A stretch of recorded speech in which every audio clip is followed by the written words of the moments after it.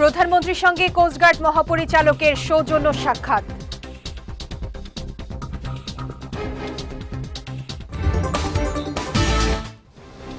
March Korail বস্তিতে family card বিতরণ উদ্বোধন করবেন প্রধানমন্ত্রী, জানালেন সমাজ কল্যাণমন্ত্রী। এবং ঈদ উল ফিতর উপলক্ষে আজ থেকে শুরু হয়েছে ট্রেনের অগ্রিম টিকিট বিক্রি।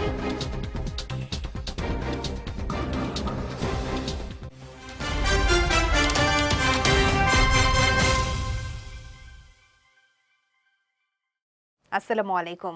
পুষ্টি চা নিবেদিত বিজয় রাতের সংবাদে আমন্ত্রণ জানাচ্ছি আমি শেখ তাসফিয়া করিম। শুনছিলেন শিরোনাম, এবারে বিস্তারিত। প্রধানমন্ত্রী তারেক রহমানের সঙ্গে সৌজন্য সাক্ষাৎ করেছেন কোস্টগার্ডের মহাপরিচালক রিয়ার অ্যাডমিরাল মোহাম্মদ জিয়াউল হক। সকালে সচিবালয়ের মন্ত্রিপরিষদ বিভাগে প্রধানমন্ত্রীর কার্যালয়ে এই সৌজন্য সাক্ষাৎ অনুষ্ঠিত হয়। এ সময় তারা পারস্পরিক শুভেচ্ছা বিনিময় করেন। এ সময় প্রধানমন্ত্রী বাংলাদেশ কোস্টগার্ডের দেশপ্রেম এবং পেশাদারিত্বে তাদের নিরলস প্রচেষ্টার ভূয়সী প্রশংসা করেন। বিশেষ করে সমুদ্র উপকূল ও নদী তীরবর্তী এলাকায় শান্তি, নিরাপত্তা এবং জনগণের স্বার্থে দুর্যোগ মোকাবেলায় জনসেবামূলক কাজ অব্যাহত রাখার নির্দেশনা দেন। এছাড়া স্বাস্থ্য খাত নিয়ে স্বাস্থ্যমন্ত্রীও প্রধানমন্ত্রীর সঙ্গে সাক্ষাৎ করেন। তাছাড়া বৈঠক করেছেন ঢাকা উত্তর, দক্ষিণ ও গাজীপুর সিটি কর্পোরেশনের প্রশাসকরাও। আগামী 10 মার্চ রাজধানীর করাইল বস্তিতে ফ্যামিলি কার্ড বিতরণ কর্মসূচি উদ্বোধন করবেন প্রধানমন্ত্রী তারেক রহমান। বিকেলে সচিবালয়ে প্রধানমন্ত্রীর সঙ্গে বৈঠক শেষে এমন তথ্য জানান সমাজ কল্যাণমন্ত্রী ডক্টর AZM জাহিদ হোসেন। বলেন, প্রধানমন্ত্রী 10 মার্চ বগুড়ায় ফ্যামিলি কার্ড বিতরণ কর্মসূচিতে অংশ নেওয়ার কথা ছিল, কিন্তু বগুড়া 6 আসনের আসন্ন উপনির্বাচনের কারণে তার বগুড়া সফর স্থগিত করা হয়েছে। এজন্য 10 মার্চ বগুড়ার পরিবর্তে ঢাকার করাইল বস্তিতে ফ্যামিলি কার্ড বিতরণের উদ্বোধন করবেন প্রধানমন্ত্রী তারেক রহমান। যেহেতু নির্বাচনের শিডিউল ঘোষণা করা হয়েছে, নির্বাচন আচরণ বিধিতে এই মুহূর্তে বগুড়া সদরে যাওয়া যেহেতু আচরণ বিধি পরিপন্থী হবে, সেজন্যই মাননীয় প্রধানমন্ত্রী ঢাকার যে 17 আসনের যে করাইল বস্তি, করাইলে ইনশাআল্লাহ ওখানে উনি ফ্যামিলি কার্ড বিতরণের কর্মসূচির শুভ উদ্বোধন করবেন। কাজে বগুড়াটা না যাওয়ার কারণটা হচ্ছে এটি। আর 10 তারিখ ইনশাআল্লাহ। আর সারা বাংলাদেশের আরও 14টি স্থানে আপনারা জানতে পারবেন। মাননীয় প্রধানমন্ত্রীর এই সবাইকে আমাদের যে দলীয় নেতা এবং মন্ত্রী মহোদয়রা আছেন তাদেরকে নির্দেশ দেওয়া হয়েছে যে ওনারা যার সংশ্লিষ্ট উপজেলায় অথবা অঞ্চলে ওনারা ওখানে থাকবেন এবং থেকে নিজেরা সরাসরি ফ্যামিলি কার্ড বিতরণ কর্মসূচি আপনার তদারকি করবেন, উদ্বোধন করবেন এবং সবার যারা ফ্যামিলি কার্ড পাওয়ার উপযুক্ত তাদের মধ্যে ফ্যামিলি কার্ড বিতরণ করবেন। বাংলাদেশের আইনশৃঙ্খলা রক্ষাকারী বাহিনী, বিশেষ করে পুলিশের সংস্কার ও পুনর্গঠন প্রক্রিয়ায় জাপানের সক্রিয় সহযোগিতা কামনা করেছেন স্বরাষ্ট্রমন্ত্রী সালাউদ্দিন আহমদ। আজ সচিবালয়ে স্বরাষ্ট্র মন্ত্রণালয়ে নিজ দপ্তরে বাংলাদেশে নিযুক্ত জাপানের রাষ্ট্রদূত সাইদা শিন ইচি সৌজন্য সাক্ষাৎ করতে এলে মন্ত্রী এই অনুরোধ জানান। বৈঠকে দুই দেশের আইনশৃঙ্খলা পরিস্থিতি, নিরাপত্তা ইস্যু, ট্রাফিক নিয়ন্ত্রণ এবং ব্যবসা বাণিজ্য সহ পারস্পরিক স্বার্থ সংশ্লিষ্ট বিভিন্ন বিষয়ে বিস্তারিত আলোচনা হয়। সাক্ষাৎকালে স্বরাষ্ট্রমন্ত্রী জাপানকে বাংলাদেশের অন্যতম বৃহৎ ও পরীক্ষিত উন্নয়ন অংশীদার হিসেবে অভিহিত করেন। বলেন, মেট্রো রেল এবং হযরত শাহজালাল আন্তর্জাতিক বিমানবন্দরের 3য় টার্মিনাল নির্মাণের মতো মেগা প্রকল্পগুলোতে জাপানের বড় বিনিয়োগ রয়েছে। এছাড়া ঢাকা মেট্রোপলিটন পুলিশের ট্রাফিক সেফটি নিয়ে জাপান ইতিপূর্বে সফলভাবে কাজ করেছে। সেই অভিজ্ঞতার আলোকে পুলিশের বর্তমান সংস্কার ও আধুনিকায়ন প্রক্রিয়ায় জাপান গুরুত্বপূর্ণ ভূমিকা রাখতে পারে বলে মন্ত্রী আশা প্রকাশ করেন। আজ থেকে শুরু হয়েছে ঈদ যাত্রার অগ্রিম টিকিট বিক্রি। অন্যান্য বারের মতো এবারও ট্রেনের শতভাগ টিকিট বিক্রি হচ্ছে অনলাইনে। সূচি অনুযায়ী আজ দেয়া হয়েছে 13 মার্চের অগ্রিম টিকিট। এরপর 4 মার্চ দেয়া হবে 14 মার্চের টিকিট, 5 মার্চ দেয়া হবে 15 মার্চের, 6 মার্চ দেয়া হবে 16 মার্চের, 7 মার্চ দেয়া হবে 17 মার্চের, 8 মার্চ দেয়া হবে 18 মার্চের, 9 মার্চ দেয়া হবে 19 মার্চের এবং 10 মার্চ দেয়া হবে 20 মার্চের টিকিট। মূলত 13 মার্চ থেকে শুরু হবে ঈদের বিশেষ রেল যাত্রা। বহরে থাকবে 5 জোড়া স্পেশাল ট্রেন। যেহেতু শতভাগ টিকিট অনলাইনে বিক্রি হচ্ছে, তাই টিকিট ব্ল্যাক মার্কেটের সুযোগ নেই বলে জানিয়েছেন কমলাপুর রেল স্টেশনের স্টেশন ম্যানেজার। গণভোট অধ্যাদেশ এবং জুলাই জাতীয় সনদ বাস্তবায়ন আদেশ কেন অবৈধ নয় তা জানতে চেয়ে রুল জারি করেছেন হাইকোর্ট। এ বিষয়ে দুটি রিট আবেদনের প্রাথমিক শুনানি শেষে বিচারপতি রাজিক আল জলিল ও বিচারপতি মোহাম্মদ আনোয়ারুল ইসলাম শাহিনের দ্বৈত বেঞ্চ এই রুল জারি করেন। আগামী 4 সপ্তাহের মধ্যে সংশ্লিষ্টদের রুলের জবাব দিতে বলা হয়েছে। জুলাই জাতীয় সনদ বাস্তবায়ন আদেশ এবং গণভোট অধ্যাদেশের বৈধতা চ্যালেঞ্জ করে সুপ্রিম কোর্টের আইনজীবী চৌধুরী রেদওয়ানি খোদা গত 23 ফেব্রুয়ারি এ রিট করেন। জুলাই জাতীয় সনদ বাস্তবায়ন আদেশ ও এর আলোকে সংবিধান সংস্কার পরিষদের শপথের জন্য গত 16 ফেব্রুয়ারি দেয়া চিঠির বৈধতা চ্যালেঞ্জ করে সুপ্রিম কোর্টের আইনজীবী গাজী মোহাম্মদ মাহবুবুল আলম গত সপ্তাহে আরেকটি রিট করেন। মহামান্য হাইকোর্ট আদেশ দিয়েছে যে রাষ্ট্রপতি কর্তৃক প্রণীত 13/11/2025 জুলাই জাতীয় সনদ সংবিধান সংস্কার বাস্তবায়ন আদেশ কেন অবৈধ হবে না সেই মর্মে 4 সপ্তাহের মধ্যে রুল দিতে বলেছে এবং আরও একটি গণভোট অর্ডিন্যান্স যেটা সেটাও কেন অবৈধ হবে না সেই মর্মে রুল জারি করতে বলেছে। বাংলাদেশে নতুন অধ্যায়ের সূচনা হয়েছে। এ সময় বাংলাদেশের সঙ্গে অভিন্ন স্বার্থ রক্ষা এবং দীর্ঘদিনের দ্বিপাক্ষিক সম্পর্ক এগিয়ে নিতে যুক্তরাজ্য আগ্রহী বলে মন্তব্য করেছেন British high commissioner Sarah Cook. সকালে পররাষ্ট্রমন্ত্রী খলিলুর রহমানের সঙ্গে বৈঠক শেষে এক ব্রিফিংয়ে ব্রিটিশ হাই কমিশনার এ মন্তব্য করেন। বলেন, নতুন সরকারকে যুক্তরাজ্যের পক্ষ থেকে অভিনন্দন জানানো হয়েছে। একই সঙ্গে দুই দেশের অভিন্ন স্বার্থ, অর্থনৈতিক উন্নয়ন, অভিবাসন, জলবায়ু পরিবর্তন মোকাবেলা, নিরাপত্তা ও রোহিঙ্গার সমস্যার সমাধান নিয়ে পররাষ্ট্রমন্ত্রীর সঙ্গে আলোচনা হয়েছে। এ সময় বাংলাদেশের সঙ্গে দীর্ঘদিনের বন্ধুত্বপূর্ণ সম্পর্ককে বর্তমান সরকারের সঙ্গে এগিয়ে নিতে চায় বলেও জানান সারা কুক। এবার পুষ্টি চিনিগুড়া চাল নিবেদিত জেলা সংবাদ।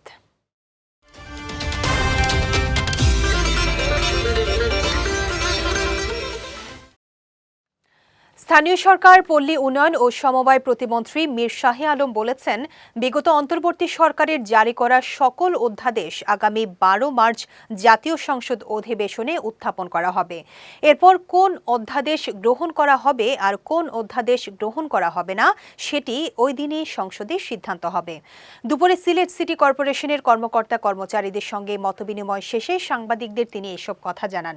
বলেন, বিগত সরকারের সময়ে আইন পরিবর্তন করে স্থানীয় সরকার নির্বাচন দলীয় প্রতীকে করা হয়েছে। পরবর্তীতে অন্তর্বর্তী সরকার সকল স্থানীয় নির্বাচনে দলীয় প্রতীকের ব্যবহার বন্ধের অধ্যাদেশ জারি করে। এই অধ্যাদেশ পাশ হলে সাধারণ প্রতীকে নির্বাচন হবে বলে জানান তিনি। স্থানীয় সরকার নির্বাচনের জাতীয় প্রতীক বা দলীয় প্রতীকে হবে কি হবে না এই বিষয়ে যেটি সংশোধন করা হয়েছে, এটা যদি গ্রহণ করা হয় তাহলে এটা আইন আকারে আমাদের মন্ত্রণালয়ের মাধ্যমে আবার সংসদে উপস্থাপন হবে। এটা আইন আকারে পাশ হলে এটা হচ্ছে প্রথম ধাপ। এরপরে তো আমরা নির্বাচনের দিকে আমাদেরকে এগোতে হবে। এটা আইন আকারে মাননীয় সংসদ সদস্যরা যদি পাশ করেন যে সাধারণ প্রতীকে নির্বাচন হবে, এরপরেও আমরা দ্রুততম সময়ের মধ্যে আমরা নির্বাচনের দিকে যাব। আমরা চাই যে সমস্ত জায়গায় নির্বাচিত প্রতিনিধিরা থাকবে। গাজীপুরে টঙ্গীতে প্রস্তাবিত জাতীয় দুর্যোগ ব্যবস্থাপনা গবেষণা ও প্রশিক্ষণ ইনস্টিটিউটের স্থান পরিদর্শন করেছেন দুর্যোগ ব্যবস্থাপনা ও ত্রাণ মন্ত্রণালয়ের মন্ত্রী আসাদুল হাবিব দুলু। সকালে টঙ্গী পশ্চিম থানার 27 ধরপাড়া এলাকায় গিয়ে স্থানটি পরিদর্শন করেন তিনি। এ সময় মন্ত্রী জানান, এখানে একটি ট্রেনিং সেন্টার নির্মাণ করা হবে। পাশাপাশি প্রশিক্ষকদের জন্য একটি আবাসিক ভবন নির্মাণের পরিকল্পনা রয়েছে। প্রথম ধাপে প্রায় 50 কোটি টাকার টেন্ডার প্রক্রিয়া সম্পন্ন হয়েছে। চূড়ান্ত অনুমোদন পেলেই দ্রুত কাজ শুরু হবে বলে আশা প্রকাশ করেন আসাদুল হাবিব দুলু। এ সময় দুর্যোগ ব্যবস্থাপনা ও ত্রাণ মন্ত্রণালয়ের প্রতিমন্ত্রী এম ইকবাল হোসেন সহ অন্যান্যরা উপস্থিত ছিলেন। এখানে প্রাথমিকভাবে আমরা যেটা টেন্ডার করেছি সেখানে 50 কোটি টাকা একটা ট্রেনিং সেন্টার হবে। আবার যারা ট্রেনিং করবে তাদের থাকার হোস্টেল নির্মাণ করা হবে। প্রথম স্তরে 3 তলা বিল্ডিং হবে, পরবর্তীতে দ্বিতীয় স্তরে আমরা কাজ সম্পন্ন করব। গবেষণাটা খুবই জরুরি দুর্যোগ ব্যবস্থাপনার কারণে, এবং ট্রেনিংটা খুবই জরুরি আমাদের জন্য। কারণ আমাদের দেশ তো সবই জানেন যে প্রতিনিয়ত নানান দুর্যোগে আক্রান্ত হয়। এ ব্যাপারে নতুন নতুন যেহেতু প্রযুক্তি আবিষ্কার হচ্ছে, সেগুলো ব্যাপারে সাধারণ মানুষ এবং যারা ট্রেনিং করবে তাদেরকে জ্ঞান দেওয়ার জন্যই আমাদের। পরিবেশের বাধাগ্রস্তের কারণে আমিনবাজার ল্যান্ডফিলের ময়লা থেকে বিদ্যুৎ উৎপাদনের কাজ এখনও শুরু করা সম্ভব হয়নি। তবে জনগণের দুর্ভোগ লাঘবে দ্রুত এ প্রকল্পকে বাস্তবায়নের ব্যবস্থা করা হবে বলে জানিয়েছেন ঢাকা উত্তর সিটি কর্পোরেশনের প্রশাসক শফিকুল ইসলাম খান। দুপুরে সাভারের আমিনবাজার ল্যান্ডফিল ও বর্জ্য থেকে বিদ্যুৎ উৎপাদন প্রকল্প পরিদর্শন শেষে সাংবাদিকদের সঙ্গে আলাপকালে তিনি কথা জানান। বলেন, ঢাকা উত্তর সিটি কর্পোরেশনের সকল ময়লা এ ল্যান্ডফিলে ফেলা হচ্ছে, আর এই ময়লার স্তূপ উপচে পার্শ্ববর্তী ব্যক্তি মালিকানাধীন জমিতে ছড়িয়ে যাওয়ায় অনেকের সমস্যা হচ্ছে। তবে ময়লা থেকে বিদ্যুৎ উৎপাদন শুরু হলে এখানে মানুষের আর দুর্ভোগ থাকবে না। এ সময় ঢাকা উত্তর সিটি কর্পোরেশনের ঊর্ধ্বতন কর্মকর্তারা উপস্থিত ছিলেন। দীর্ঘদিন যাবত এখানে আমাদের ময়লাগুলো স্তূপ হয়ে আছে। আমাদের একটা নির্দিষ্ট জায়গা আছে সিটি কর্পোরেশন। তারপরে প্রতিদিনে সারা ঢাকা শহরের ময়লাগুলো এখানে রাখা হয়। এলাকাবাসীও কিছু অস্বস্তি বোধ করছে। তো আমরা অনেক আগেই এখান থেকে বিদ্যুৎ উৎপাদন সহকারে ময়লাকে সবসময় ক্র্যাশ করার জন্য, ক্র্যাশ করে এটাকে থেকে বিদ্যুৎ উৎপাদন হবে, দুর্গন্ধমুক্ত হবে, এরকম একটা বিষয় নিয়ে সাবেক যারা ছিল তারা হয়তোবা কাজ করেছে। এখন আমি বর্তমানে দায়িত্ব পেয়েছি। এই কাজটি হয়নি একমাত্র পরিবেশ থেকে কিছুটা বাধাগ্রস্ত হয়েছে। এর কারণে আপনারা নিজেরাও সাংবাদিকরা জানেন কি কারণে। আমরা চাইবো দ্রুত সময়ের মধ্যে যাতে এটাকে একটা বাস্তবায়ন করা যায়, সেই ব্যবস্থাগুলো করব। এবার পুষ্টি নিবেদিত আন্তর্জাতিক প্রসঙ্গ।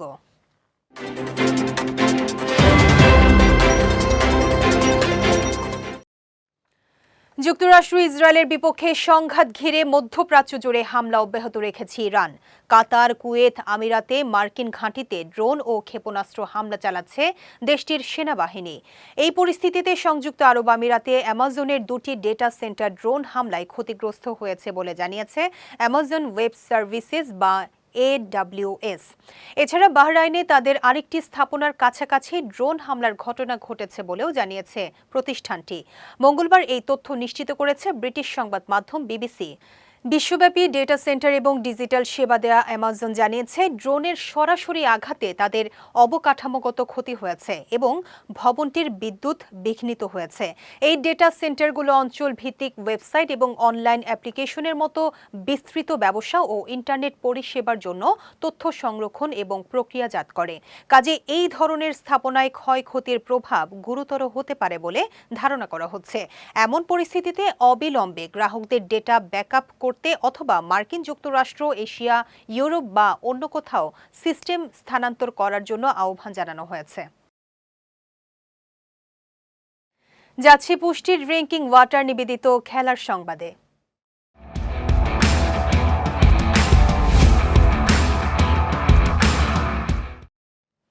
ইংল্যান্ডের ফ্র্যাঞ্চাইজি টুর্নামেন্ট দ্য 100 ক্রিকেটের নিলামের চূড়ান্ত তালিকায় জায়গা করে নিয়েছেন বাংলাদেশের দুই ক্রিকেটার মোস্তাফিজুর রহমান ও রিশাদ হোসেন। নিলামের ক্যাটাগরি অনুযায়ী পেসার মোস্তাফিজুর রহমান 1 লাখ পাউন্ডের তালিকায় রয়েছেন, আর লেগ স্পিনার রিশাদ হোসেন জায়গা পেয়েছেন 75,000 পাউন্ডের ক্যাটাগরিতে। এর আগে এই ফ্র্যাঞ্চাইজি টুর্নামেন্টে খেলার জন্য বাংলাদেশের 23 ক্রিকেটার নাম নিবন্ধন করেছিলেন। এর মধ্যে চূড়ান্ত তালিকায় টিকে আছেন কেবল 2 জন। এদিকে আগামী 12 মার্চ লন্ডনে দ্য 100-এর নিলাম অনুষ্ঠিত হবে। এরপর 21 জুলাই থেকে 16 আগস্ট পর্যন্ত এই টুর্নামেন্টের এবারের আসর অনুষ্ঠিত হবে।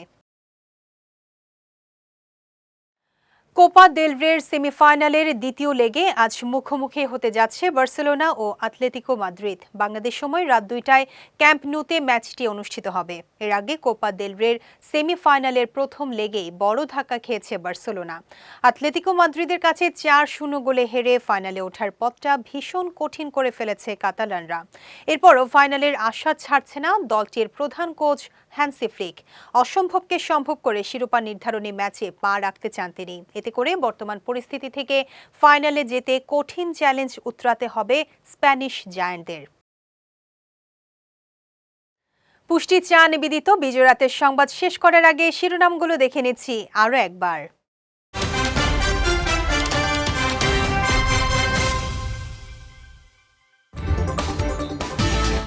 প্রধানমন্ত্রীর সঙ্গে কোস্টগার্ড মহাপরিচালকের সৌজন্য সাক্ষাৎ।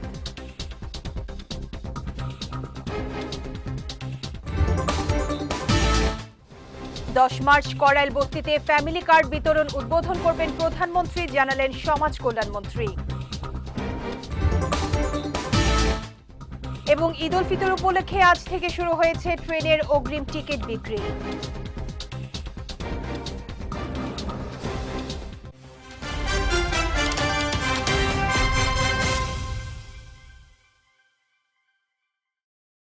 বিজয় রাতের সংবাদ শেষে আজকের মতো আমি শেখ তাসফিয়া করিম আপনাদের কাছ থেকে বিদায় নিচ্ছি। আগামীকাল একই সময়ে নতুন সব খবর দেখতে চোখ রাখুন বিজয় টিভিতে।